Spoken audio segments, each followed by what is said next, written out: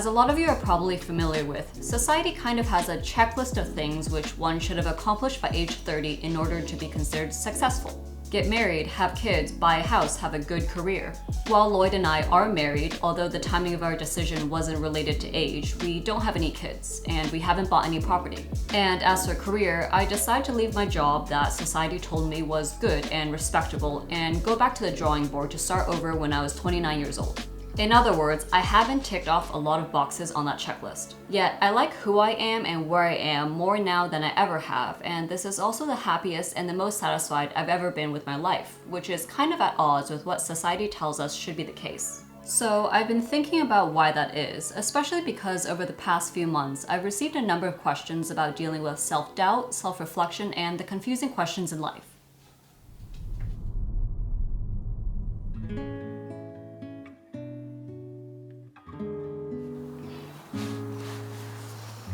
The first, which honestly took me more than half of my 20s to learn, was to focus on the internal before the external.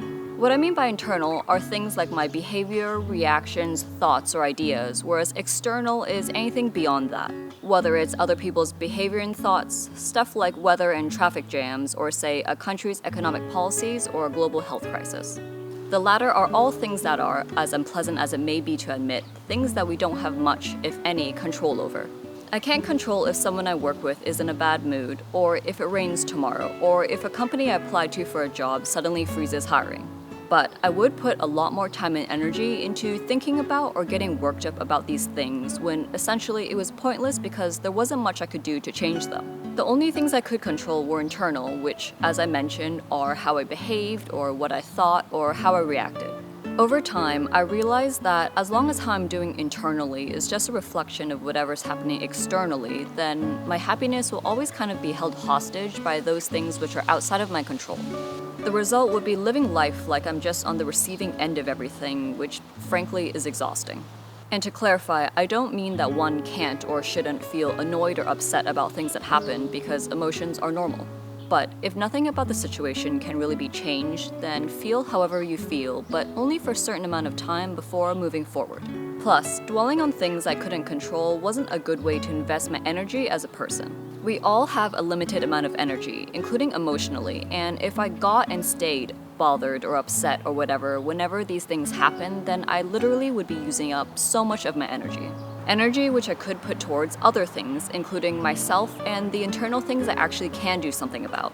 Putting my energy into and focusing on the internal and giving the external less weight and control made a big difference in two ways. The first was in terms of my day-to-day life, as it helped me let go of negative emotions that might come up when dealing with not so desirable external situations and saving the energy I would otherwise expend on that.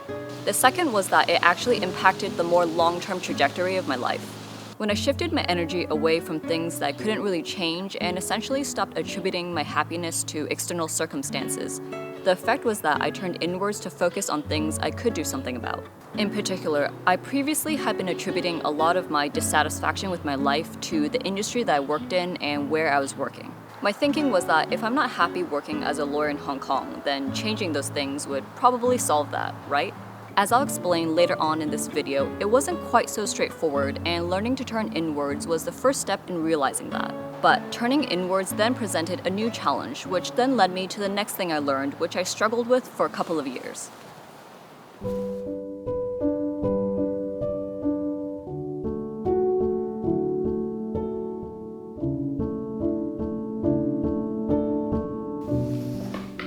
And that is that self-reflection is hard because you may not really like what you see, but that's okay because we are all just figuring it out as we go. A little while ago, someone mentioned in a comment that they had a tough time with self-reflection despite knowing that it was important due to the fear of confronting oneself. This comment actually stayed on my mind because it reminded me of how I was feeling around 26 to 27 years old. I knew by that point that self-reflection and turning inwards was important for figuring out why I wasn't happy with the trajectory of my life and what to do about it. But I also felt a lot of resistance to doing that because the reality is, if you do that, you might not really like what you see. I mean, it can be pretty painful to be honest with ourselves because that requires us to acknowledge our weaknesses, our faults, and our shortcomings. And let's be real, who really wants to do that? Plus, it meant that I had to acknowledge that everything was not okay, even though things might have seemed that way on the outside. I was pursuing a career that was basically consuming my life, yet I found it fundamentally unsatisfying, and it was also inconsistent with my values. I found that hard to admit though, even to myself, and I think that's because many of us are taught, whether directly or indirectly, that we should try to preserve our image. In my case, in Asian culture, that would be the concept of saving face and not creating a negative impression of ourselves through our actions and emotions. Admitting that things were not fine, even just to myself, felt like the opposite of that. But the problem is, even if you pretend like you're okay, that doesn't mean you actually are, no matter how much you may act like it is. Anyways, I went on for a while avoiding thinking about all of this by procrastinating and distracting myself, which was, to be honest, not very hard to do. Just think about it later because there's plenty of time, and in the meantime, I diverted my attention to going out, traveling, shopping, you name it. Society told me that I was pursuing a good career anyways, so what was the rush? But then the weeks turned into months, and the months turned into years. And as I mentioned in my video about quitting the legal industry, eventually I just could not pretend anymore that I was happy with the way my life was going. So once I actually admitted that to myself, two things happened. 1, I just stopped pretending, both to myself and to others. 2, I actually started talking about it to the people in my life. By talking, I don't just mean venting or complaining, which can serve its own purpose up to a certain point, but I mean having real conversations. Conversations questioning the status quo and what we've been told or taught, sharing doubts and uncertainties, and asking others for their thoughts and insights. On top of that, I also went searching to see if any internet strangers might be feeling the same way and found that I was not alone. Far from it. Now, doing these things didn't provide me with any specific solution because that's not something that someone else could do for me.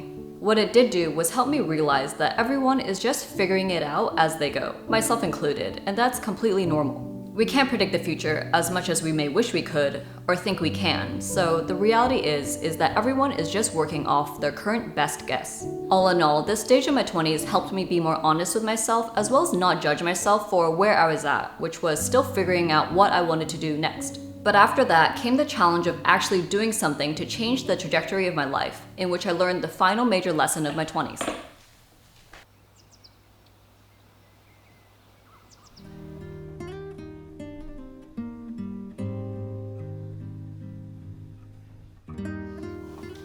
My biggest obstacle to change was myself, or rather, my fear of change and self-doubt. There's a lot of sources for fear of change, but a common one is just that change means uncertainty and unknown outcomes, and humans find comfort in knowing what's going to happen. That's why many of us are taught to live life taking a well-trodden path with specific goalposts. Study hard, get a degree, get a good job, get married, have kids, retire. There's nothing wrong with these things individually, of course.